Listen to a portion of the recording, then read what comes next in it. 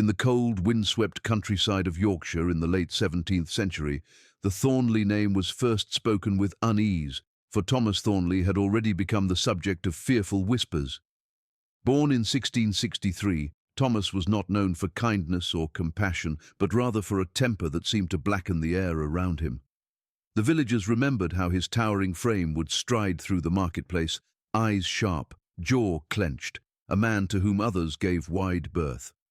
They spoke of his farm animals being treated with cruelty, of oxen beaten until they collapsed in mud, and of horses whipped for hours in the fields. What unsettled them most, however, was not merely his cruelty toward beasts, but the strange silence of his household, for his wife Margaret was rarely seen outside, her face pale when it did appear, and her voice weak as though smothered under the weight of some unseen fear. When Margaret's sudden death came in 1692, the official records marked it as a fever, yet no one in the village believed that. For weeks before her passing, the neighbours had reported hearing terrifying screams carried on the night air from the direction of the Thornley farmhouse. The wails would rise suddenly and then be cut short, replaced only by the sound of Thomas's heavy boots on the wooden floor. Some said they had seen him dragging something large across the field in the black of night, a lantern swinging in his hand. Others insisted they saw Margaret's face at the upstairs window days after her burial, pale and pressed against the glass, her eyes sunken as though calling for release. It was from this point onward that the Thornley family became less of a presence in the parish and more of a shadow, a presence tied not by reputation but by something darker that clung to the bloodline. Thomas's eldest son, William, inherited not only the land but also the reputation his father carved into the soil. From boyhood, he was known for cruelty, chasing other children through the fields with sharpened sticks, once stabbing a farm dog until the poor animal had to be put down. By the time he became a man, William's cruelty had grown unchecked, his father feeding his temper instead of quelling it. In 1728, William was accused of savagely beating a servant boy in a drunken rage, leaving the child crippled for life. The magistrates were called, but money and intimidation shielded William from any consequence. What horrified the villagers most was not just his violence but the strange calm with which he described it, as though the act had brought him a measure of satisfaction, a hunger fed and never sated. The phrase began to circulate that the Thornleys were not merely cruel men, but cursed men, their darkness inherited from the father who had poisoned the well of the family name. The curse seemed to manifest in each generation, its mark never fading but rather deepening with time. Stories emerged of children born into the family who would go missing before reaching adulthood, their fates unknown but suspected. Neighbours told of seeing William's children standing silently in the fields at dusk, their eyes glazed, their faces expressionless as though under some spell of dread. It was said that the Thornley house was a place of locked doors and muffled cries, that the hearth which once gave warmth instead gave off only the scent of iron and smoke. No priest could be persuaded to visit the house after one had tried in 1732, only to return pale and trembling, muttering that he would never set foot in that dwelling again. As years passed, the idea of the curse of the father became less superstition and more accepted truth, for each Thornley man seemed to carry within him the same brutality. Even when crops failed and storms battered the countryside, it was said the Thornleys thrived, feeding on misfortune as though darkness itself sustained them. Their farm yielded more than any others, yet the soil was often stained with strange markings, as though things had been buried and disturbed, then buried again. By the dawn of the 18th century, villagers avoided the estate entirely, choosing longer roads just to escape the sight of the crooked chimneys and the heavy wooden door that seemed to breathe menace. The legend of the Thornleys began here, not in prosperity or misfortune, but in the iron will of Thomas and the violent inheritance passed to William. From father to son, the seed of cruelty was planted, watered with fear, and allowed to grow into a legacy that would haunt the name for centuries. The curse of the father was not spoken of lightly. It was uttered in hushed tones by those who dared to recall the screams in the night, the vanished children, and the heavy boots of Thomas Thornley echoing in the minds of all who knew the family. Bloodlines of violence are rarely spoken of in history with such conviction, yet in the case of the Thornley family, the pattern is too deep, too consistent to be mistaken for coincidence. From one generation to the next, the acts of brutality seemed less like choices and more like inevitabilities, as though the very marrow of their bones carried a hunger that could not be resisted. It was not just the farm animals beaten, nor the servants broken by rage, but the way in which these violent impulses manifested in the most calculated of ways. Each Thornley son seemed to inherit a sharpened cruelty, a sharpened taste for dominance, and the people of Yorkshire whispered that the family carried a sickness in their blood, an affliction that turned love into hatred and strength into savagery. The archives of parish records, though often vague, hint at unexplained injuries, sudden deaths, and accusations quickly dismissed under the weight of influence and fear. The 18th century brought the first major scandal of the Thornley name with William's reign over the estate. His reputation for temper and brutality only grew with the years, and those who worked for him bore the scars both seen and unseen. By 1745, whispers circulated that his own brother had been found dead near the barn, his skull crushed in what was declared an accident. Few believed the story, but fewer dared to question it openly. For the Thornleys, violence was not a lapse of judgment, but a language, one passed through the bloodline like a dark inheritance. It was said that when William looked into the eyes of his firstborn, he did not see innocence, but the reflection of his own temper, and neighbours recalled hearing arguments erupting between father and son that shook the walls of the farmhouse. By the time the estate passed to Edward Thornley in 1765, the curse had grown more elaborate. Edward was a man of education, trained in London, where he was exposed to new sciences and strange philosophies. Yet even with this learning, or perhaps because of it, his obsessions turned sinister. When disease swept across the countryside, families mourned their dead, but Edward was rumoured to have prowled the graveyards, his lantern flickering as he searched for fresh corpses.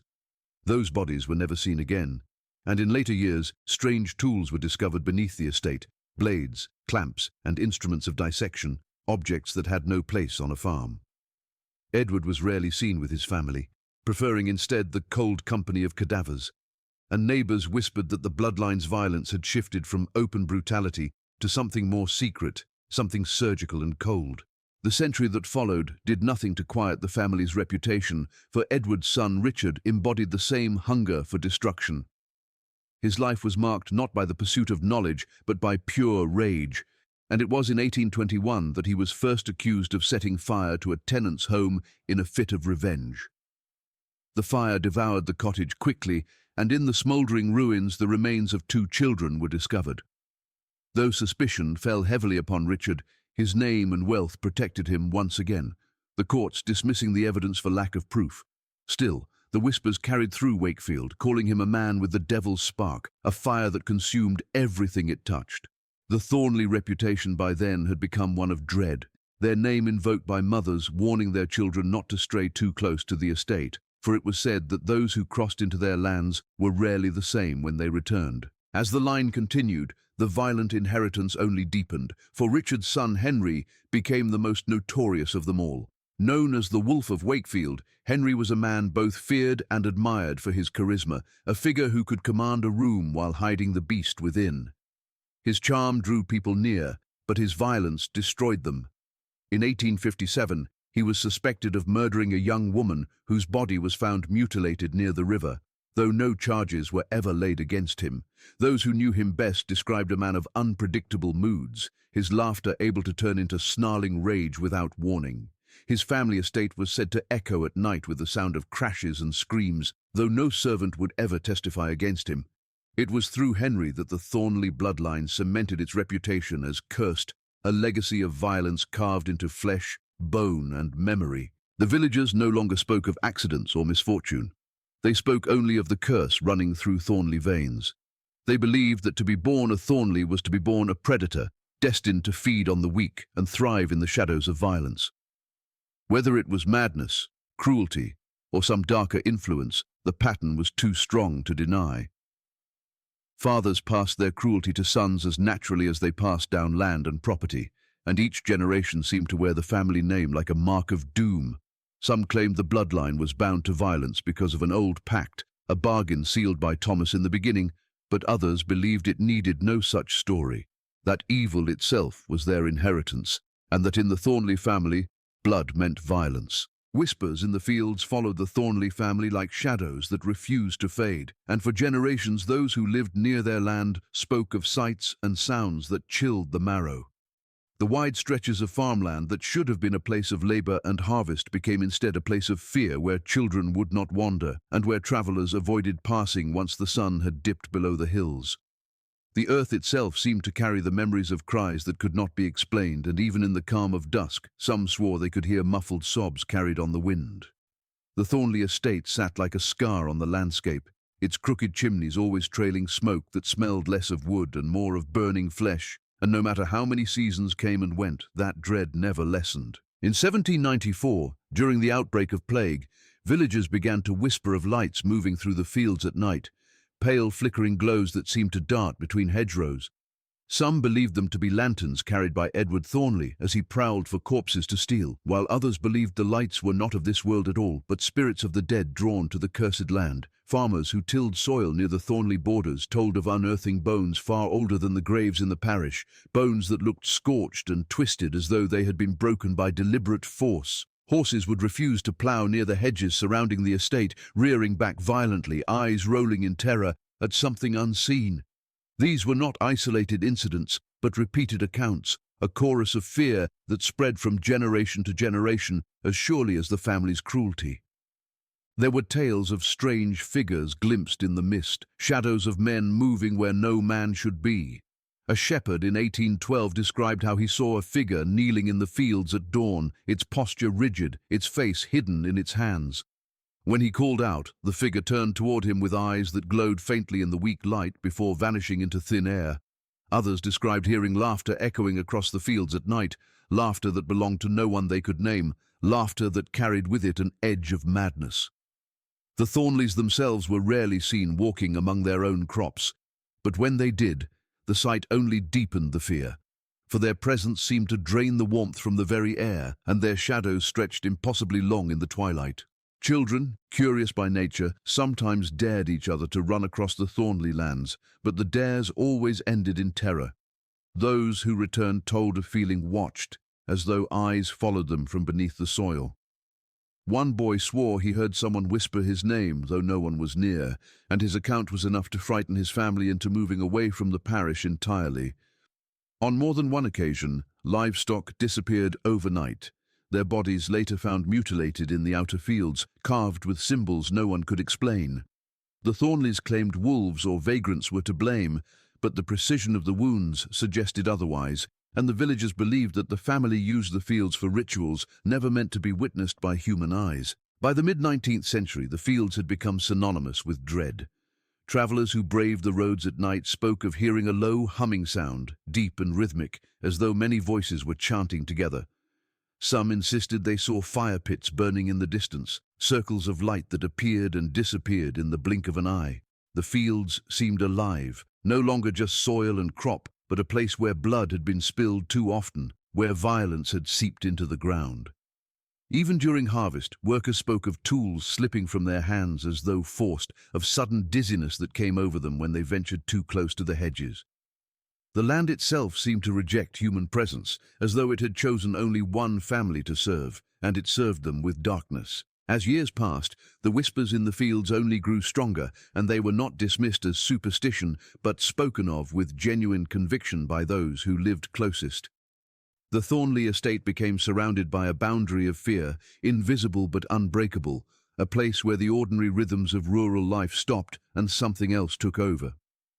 In hushed tones, villagers said that the souls of those who had suffered at Thornley hands were trapped beneath the soil, their voices rising with the wind to remind all who listened that evil had roots deeper than any plough could reach. Each generation of Thornleys left new stains upon the earth, and each stain became another whisper, another echo in the fields that carried far beyond the boundaries of their cursed land. The Wolf of Wakefield was a name that struck fear through the county, a title whispered more like a curse than a man's identity, and it belonged to Henry Thornley, the most infamous son of his generation. Born in 1829, Henry seemed at first to be different from the men before him, his charm masking the same sickness that flowed through his veins.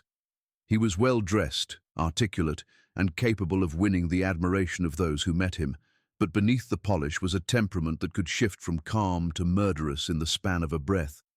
Those who worked on the estate told of a master who would smile one moment and fly into a rage the next, striking out with whatever was in his hand, his eyes lighting with a feral gleam that earned him the nickname that would haunt him until the end of his days. It was in 1857 that Henry first became a figure of true horror when the body of a young woman was found near the banks of the River Calder. She had been savaged in a way that suggested not only violence but something animalistic, her wounds torn rather than cut, her features nearly unrecognizable. The newspapers at the time described the crime as the work of a beast, yet locals pointed to Henry, who had last been seen speaking with the woman at a fair days before her disappearance. Though suspicion clung to him, the Thornley influence once again ensured no formal charge was ever made. Witnesses who claimed to have heard her screams near the river were silenced by threats or disappeared themselves, and the case fell into obscurity. But the name Wolf of Wakefield became a permanent mark upon him. Henry's life was filled with similar whispers of savagery, moments that seemed to confirm the nickname was not an exaggeration, but a truth. Servants told of waking in the night to hear growls echoing through the corridors of the Thornley house, guttural sounds that seemed to come from Henry's chamber. Some said they saw him pacing the fields in the moonlight, shoulders hunched, muttering to himself in a voice not his own.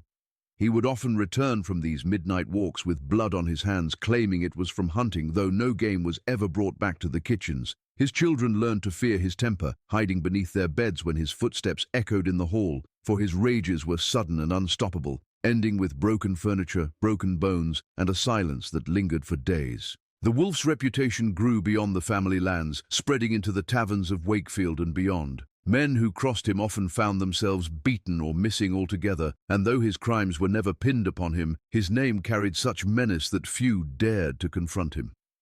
Women vanished from nearby villages, their last known encounters often tied to a smile or a word from Henry Thornley. He became both legend and warning, parents telling their daughters never to walk alone at night and children daring each other to shout his name into the dark as though invoking a spirit. To some, he was a man afflicted by madness, but to others, he was proof that the Thornley blood carried more than cruelty, that it carried the very spirit of predation. As the years passed, the stories only worsened, for Henry seemed to thrive on the fear he created. His estate became a fortress of dread, where few outsiders were welcomed, and those who did enter often described an atmosphere thick with unease. The walls bore scratches as though animals had clawed at them, and the air was heavy with the smell of damp and iron. Guests spoke of feeling watched, even when they were alone, and some reported hearing laughter echoing from empty rooms. Henry himself seemed to revel in the title the villagers had given him, often sneering when it was mentioned, never denying it, almost proud of the reputation that painted him as something more beast than man. By the end of his life, Henry Thornley was both feared and isolated, his name a stain upon the county's memory. Though he was never convicted, the stories of his violence spread further than any court document could reach, and his legacy was etched into the folklore of Wakefield. Locals swore that the wolf did not die but remained in spirit, haunting the fields and riverbanks where his crimes had been committed, his growl still heard on nights when the wind howls across the land. His children inherited not just his estate but his darkness, a bloodline already poisoned, now further corrupted by the savagery of a man who embraced the beast within. To speak of Henry Thornley was to speak of fear itself, a fear that seeped into the soil, into the river, and into the veins of those who carried the Thornley name after him. Anatomy of darkness was never more evident than in the strange obsessions of Edward Thornley, whose fascination with the human body led the family's curse into new and grotesque directions. Born in 1765, Edward was sent to London as a young man to study, and it was there he was first drawn into the world of anatomy. What began as education soon became an obsession, for he was less interested in healing the living than in uncovering the secrets of the dead. He returned to Yorkshire with knowledge few understood, and with tools that no farmer should ever need. Those who visited the Thornley estate began to notice peculiar instruments hidden in cupboards, gleaming blades and clamps, jars filled with strange liquids, all suggesting that Edward's interests went far beyond agriculture. The whispers around the parish grew louder, and villagers avoided speaking his name at night for fear of what it might draw to them. When plague swept through the region in 1794, families mourned their dead with grief, but Edward saw in the tragedy an opportunity. Grave diggers reported disturbed soil and coffins tampered with, bodies vanishing only hours after being buried. Some swore they saw Edward in the graveyards after midnight, a lantern swaying in his hand as he prowled among the stones. His neighbours began to complain of a strange smell that drifted from his cellars, a stench of rot mixed with iron, and on nights when the moon was full, pale light could be seen flickering through the cracks of boarded windows. No one dared confront him directly, for the Thornley name still carried enough menace to silence inquiry, but the villagers told each other in hushed voices that Edward was experimenting with the dead, cutting into them not with respect but with hunger to know what lay beneath. Those who worked within the estate spoke of rooms kept locked at all times, doors behind which unsettling noises could be heard. They described the clinking of metal, the scraping of bone, and sometimes a low murmur as though Edward spoke to himself while working. One maid confessed to seeing him carry a bundle wrapped in cloth to the cellar, a bundle that dripped dark liquid onto the steps. When she told others what she had seen, she was dismissed from her post the very next morning, vanishing from the parish without trace.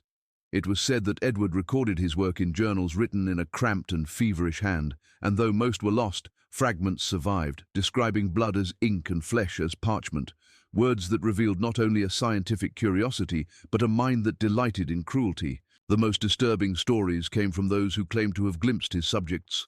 A farmhand once dared to peek through a half-open door and swore he saw a body laid out on a wooden table, its chest pried open, the ribs pulled back with iron hooks. Another spoke of hearing screams in the night, muffled as though through cloth, suggesting that not all of Edward's victims were already dead when his knives touched them. These accounts spread like fire through the villages, twisting Edward into a figure of terror, a man less farmer or scholar than a butcher dressed in the clothes of a gentleman. Parish records grew thin during this period, many deaths unaccounted for, many disappearances never solved, and though suspicion always circled the Thornley estate, no investigation was ever carried through. Fear silenced truth, as it always had where the family was concerned. Even after his death, Edward's reputation lingered in ways that unsettled the living. Workmen who attempted to clear parts of the estate decades later uncovered rusted surgical tools buried beneath floorboards, still marked with dark stains. Bones were found in shallow pits behind the barns, some of them clearly human, others arranged in ways that suggested deliberate design rather than careless disposal. These discoveries only deepened the conviction that Edward Thornley had been more than a man with morbid curiosity, that he had embraced darkness as a discipline, a ritual disguised as science. His children grew up in that atmosphere of dread, their lullabies the sounds of knives against bone, their inheritance not only land but the knowledge that their father had gazed into the anatomy of darkness and welcomed what stared back. It was through Edward that the Thornley curse took on new form, moving from open brutality into something colder, something methodical and precise. His fascination with anatomy was not about healing but about control, about tearing apart the human body to discover how far his power could reach. The villagers came to believe that Edward had cut away at more than flesh, that he had opened doors never meant to be opened, doors that allowed the curse of the Thornley family to deepen its roots. The fields around the estate became a graveyard, in all but name. The soil fed not just with crops, but with the remains of Edward's work. Generations would speak of him as the man who turned cruelty into craft, who gave structure and ritual to the darkness that had always haunted the Thornley bloodline, leaving behind whispers that no one could ever quite silence. The hunger in his blood was a phrase first uttered in the Thornley parish records in 1924, when Charles Thornley was committed to an asylum after attacking his own brother with a cleaver. Doctors who examined him reported strange writings scrawled across the walls of his room, passages that spoke of a thirst he could not control, a craving that was not for food or drink, but for something deeper. In his private journals, later recovered from the estate, he wrote of a gnawing sensation inside his chest, a pulse that grew stronger when he was near blood, describing it as a calling that came from within his very veins. The medical men of the time dismissed it as delusion, but for those who knew the Thornley history, it sounded like the natural continuation of a curse stretching back centuries. His family never spoke openly of his madness, but the servants whispered that Charles was not the first to feel it and would not be the last. The accounts of his childhood revealed troubling signs long before the infamous attack. At the age of 6, Charles was discovered in the stables with the carcass of a lamb, his small hands slick with blood as he stared at the animal's open body with fascination rather than fear. His tutors later recalled finding small birds mutilated in his desk drawers, their wings neatly removed as though studied. By adolescence, he was known for sudden, violent outbursts, particularly when confronted with authority, his eyes flashing with a strange intensity. Yet he was also capable of long stretches of unsettling calm, sitting quietly at the dining table, staring at his own hands for hours as though he could feel something stirring beneath the skin. His relatives, though disturbed, considered it a family trait, a sickness they could neither cure nor deny, and so his descent into violence was not stopped, but quietly endured. When Charles reached adulthood, the hunger grew impossible to disguise. Servants began to notice food left untouched on his plate, while his gaze lingered instead on the smallest of cuts or scrapes suffered by those around him. One farmhand reported that Charles grabbed his bleeding hand after an accident with a scythe and held it tightly, refusing to let go, his expression both horrified and enraptured as the blood dripped onto the soil. After that incident, many workers left the estate, and those who remained did so only out of desperation, avoiding Charles whenever possible. His own wife was said to have locked her door at night, terrified by the way he would stand outside in the hallway, breathing heavily, muttering about the fire that burned in his veins. The family attempted to cover these matters with silence, but by then the villagers already knew, for Charles's madness spilled beyond the walls of the Thornley house. The incident that led to his confinement became the most telling evidence of the curse. One evening in 1924, Charles's brother Edward came to the estate for a routine visit. For reasons never fully explained, Charles flew into a rage, seizing a cleaver from the kitchen and striking his brother repeatedly until others in the household restrained him. When questioned later, Charles could only repeat the same words again and again, that he was starving, that something inside him demanded feeding, that he had no choice.